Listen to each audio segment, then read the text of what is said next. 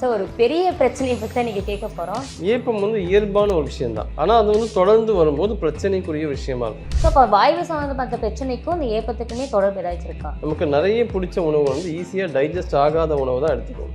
அதாவது பரோட்டா எடுத்துக்கிறோம்.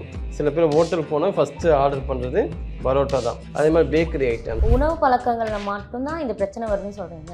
அப்போ அந்த மாதிரி உணவுகள் எடுத்துக்கவே கூடாதா, இல்லை இந்த டைமிங்க்கு இது சாப்பிட்லாம் அப்படின்னு எதாவது இருக்கா? சப்போஸ் ஒரு நான் வெஜிடேரியன் ஹெவியாக சாப்பிட்டீங்க, அதுக்கப்புறம் ஒரு ½ அன் ஹவர் வச்சு ஒரு பைனாப்பிள் ஜூஸ் குடிக்கலாம். அதன் மூலமாக அந்த செரிமான பிரச்சனை வராமல் தடுக்கும். மைண்ட் ரிலேட்டட் பிரச்சனை, மன அழுத்தமும் இந்த ஏப்பம் வர்றதுக்கு மிக முக்கியமான காரணமாக இருக்கும். அது என்ன, நம்ம டிப்ரெஷனுக்கு போனால் அதுக்கு எதுக்கடா ஏப்பம் வருது அப்படிதான் தோணும். சித்த மருத்துவத்தில் இருக்க ஏதாவது தீர்வு இருக்கா சார்? ஹெல்த்தி ஹெல்த் வியூவர்ஸுக்கு வணக்கம். இன்னைக்கு நம்ம கூட யார் இருக்காங்கன்னு பார்த்தோம்னா சித்த மருத்துவர் கலைவாணன் சார் தான். வணக்கம் சார். வணக்கம்மா. ஸோ ஒரு பெரிய பிரச்சனையை பற்றி தான் நீங்கள் கேட்க போகிறோம். இந்த ஏப்பம் அதை பற்றி தான். நிறைய வீட்டில் எங்கள் ஹஸ்பண்ட் ஏப்ப விட்றாங்க, என் ஒய்ஃப் ஏப்ப விட்றாங்க அப்படின்னு ஒரு சண்டையாகவே அது ஒரு பெரிய பிரச்சனையாக போயிட்டுருக்கும். அது எதனால் வருது, அதுக்கான காரணங்கள் என்ன சார்? ஏப்பம் இயல்பான ஒரு விஷயந்தான். ஆனால் அது தொடர்ந்து வரும்போது பிரச்சனைக்குரிய விஷயமா இருக்கும். நம்ம நிறைய பேர் பசிக்காக சாப்பிட்றத ருசிக்காக தான் சாப்பிட்றாங்க. ரொம்ப டேஸ்ட்டாக ஸ்பைஸியாக இருந்தால் தான் சாப்பிட்றாங்க. அந்த மாதிரி சாப்பிடும் போது அதோட செரிமான கோளாறு பிரச்சனை கொண்டு போகுது. பொதுவாக இயல்பான ஏப்பங்கிறது நல்ல விஷயந்தான். அந்த காற்று வெளியேறுது. அது இயற்கையே ஒரு பாதுகாப்பாக நம்ம கொடுத்த விஷயம்தான் ஏப்பம். நல்லது தான். அதுவே பிரச்சனைக்குரியதாக மாறும் எப்போனா செரிமான கோளாறு பிரச்சனைகள் வரும்போதும் இந்த ஏப்பம் அடிக்கடி மற்றவங்களையும் அது டிஸ்டர்ப் பண்ணும். நமக்கும் ஒரு டிஸ்டர்பன்ஸாக இருக்கும். ஏன்னா அதை நம்ம அடக்க முடியாது. அதுதான் மிகப்பெரிய பிரச்சனை. சார் நீங்கள் சொன்ன மாதிரி ஏப்பம் வர நார்மல் தான். அது ஒரு வாய்வு சம்மந்தப்பட்டதுன்னு நீங்கள். ஸோ அப்போ வாய்வு சம்மந்தப்பட்ட பிரச்சனைக்கும் இந்த ஏப்பத்துக்குமே தொடர்பு ஏதாச்சும் இருக்கா? கண்டிப்பாம்மா. ஏன்னா நம்ம என்ன பண்ணுறோம், நமக்கு என்ன பிடிக்குமோ அதை சாப்பிட்டுறோம். அதாவது உணவில் ரெண்டாக பிரிப்பாங்க. எப்படி பிரிப்பாங்கன்னா, எது ஈஸியாக டைஜஸ்ட் ஆகுது, எது ஈஸியாக டைஜஸ்ட் ஆகாதது. நமக்கு நிறைய பிடிச்ச உணவு ஈஸியாக டைஜஸ்ட் ஆகாத உணவு தான் எடுத்துக்கிறோம். அதாவது பரோட்டா எடுத்துக்கிறோம்.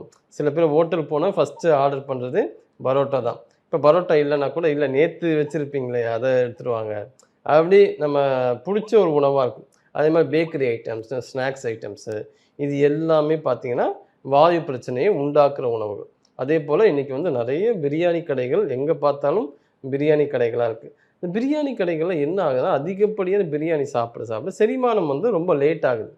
அந்த உடம்பு வயிற்றுக்குள்ளேயே புளிச்சு போகுது. புளிச்சு போய் புளிச்ச ஏப்பமாக ஆசிட் ரிஃப்ளக்ஸாக வருது.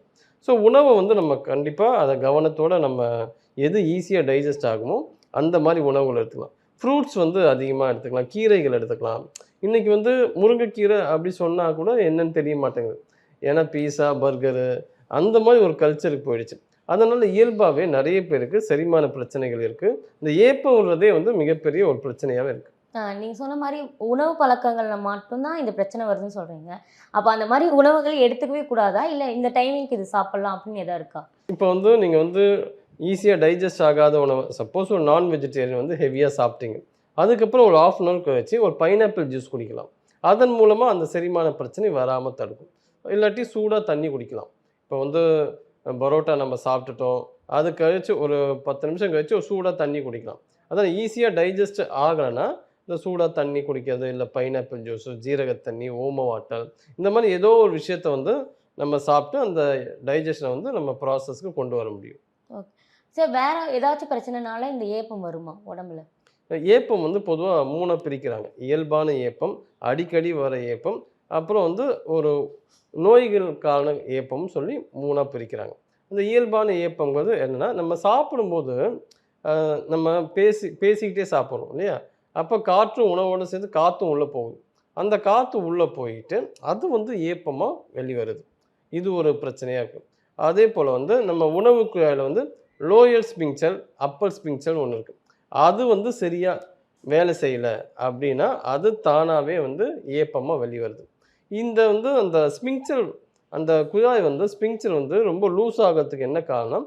மைண்ட் ரிலேட்டட் பிரச்சனை, மன அழுத்தமும் இந்த ஏப்பம் வர்றதுக்கு மிக முக்கியமான காரணமாக இருக்குது. நீங்கள் சொன்ன மாதிரினா இப்போ மைண்டுக்கும் ஏப்பத்துக்கும் நிறைய பேருக்கும் சம்மந்தமே இல்லாத மாதிரி தான் ஃபீல் ஆகும். அது என்ன, நம்ம டிப்ரெஷனுக்கு போனால் அதுக்கு எதுக்கடா ஏப்பம் வருது அப்படி தான் தோணும். ஸோ எதுக்கு அந்த மன அழுத்தத்தில் இருக்கவங்களுக்கு ஏப்பம் வருதுன்னு சொல்கிறீங்க? ஆமாம், மைண்டுக்கும் வயிற்றுக்கும் நேரடியான தொடர்பு உண்டு. மைண்டு எப்போல்லாம் அப்செட் ஆகும், ஸ்டொமக் அப்செட் ஆகும். ஸ்டொமக் அப்செட் ஆகும்போது மைண்ட் அப்செட் ஆகும். ரெண்டுமே வந்து ஒன்றுக்கு ஒன்று தொடர்புடையதாக தான் இருக்குது. அப்போ இந்த மாதிரி செரிமானம் ஆகாத உணவு சாப்பிடும்போது செரிமான கோளாறு வரும், மைண்ட் செட் வந்து அப்செட் ஆகுது. ஸோ ஏன் ஏன் அப்செட் ஆகுதுன்னா மோஷன் சரியாக போகாது. அப்போ மோஷன் சரியாக போகலன்னா மைண்ட் எப்படி இருக்கும்? ரிலாக்ஸாக இருக்காது, இரிட்டேஷனாக இருக்கும், ஒரு மாதிரி எரிச்சலாக இருக்கும்.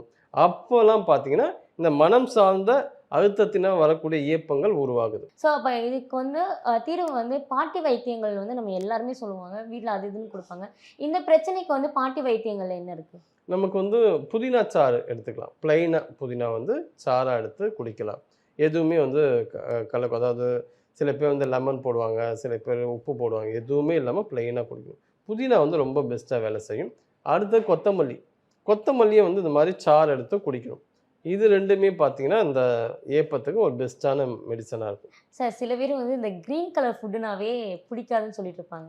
நீங்கள் சொன்ன ரெண்டுமே வந்து இந்த க்ரீன் கலரில் இருக்கிற ஃபுட்டு தான். அப்படி இருக்கவங்களுக்கு இந்த மாதிரி ஒரு பிரச்சனை வருதுன்னா அவங்க எந்த மாதிரி ஃபுட்டுலாம் எடுத்துக்கலாம்? அவங்க பைனாப்பிள் எடுத்துக்கலாம். பைனாப்பிள் வந்து ஜூஸ் இந்த மாதிரி குடித்தாலும் இந்த செரிமான பிரச்சனைகளுக்கு ரொம்ப யூஸ்ஃபுல்லாக இருக்கும். அப்படி இல்லைன்னா ஓம வாட்டர் குடிக்கலாம், இல்லை லெமன் சோடா குடிக்கலாம், சால்ட்டு போட்டு. இது எல்லாமே பெஸ்ட்டாக வேலை செய்யும்.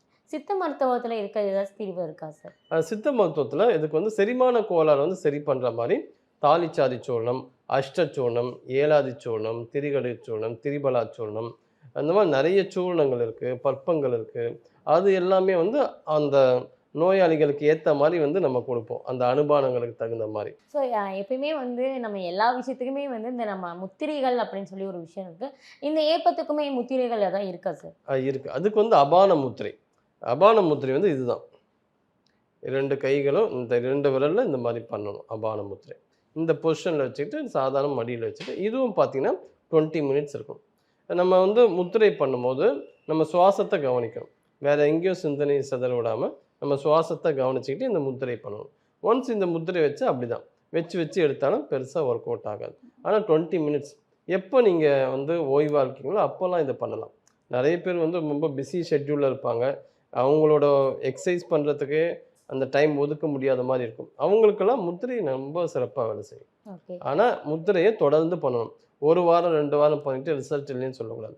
ஒரு 48 டேஸ் அந்த அளவுக்கு நம்ம தொடர்ந்து பண்ணிக்கிட்டே இருந்தால் இந்த ஏப்பம் வந்து அடிக்கடி வர்ற பிரச்சனைகள் சரியாகும். நீங்கள் முன்னாடி சொன்ன மாதிரி இது ஒரு வாய்வு பிரச்சனை தான் சொன்னீங்க. ஸோ அப்போ வந்து இதுக்குமே வந்து அக்குபஞ்சர் பாயிண்ட் இருக்கா? அக்குப்ரெஷர் பாயிண்ட்ஸ் வந்து ஏப்பத்துக்கு வந்து என்னன்னா LI4ன்னு சொல்லுவாங்க. ஓகே. இந்த விரல் இப்படி ஒரு கோடு வருதுல்ல, இந்த கோடை வந்து ப்ரெஷர் பண்ணணும். இந்த இடத்துல வந்து ஒரு 5 மினிட்ஸ் ப்ரெஷர் பண்ணணும். இந்த கையிலையும் ப்ரெஷர் கொடுக்கலாம், இந்த கையிலையும் ப்ரெஷர் கொடுக்கலாம். அப்படி கொடுக்கும்போது இந்த டைஜஷன் ப்ராப்ளம் வந்து சரியாகும். ஒரு ஏப்பத்துக்கு வந்து இவ்வளோ இருக்கா அப்படிங்கிறது, சாப்பாடு சரியில்லைன்னா ஏப்பம் வரும் அப்படின்னு தான் நம்ம எல்லாத்துக்குமே தெரியும். ஏப்பமே வந்து இத்தனை வகைகளாக பிரிக்கலாம்னு வந்து தெளிவாக சொல்லியிருக்கீங்க. ரொம்ப நன்றி சார். நன்றி.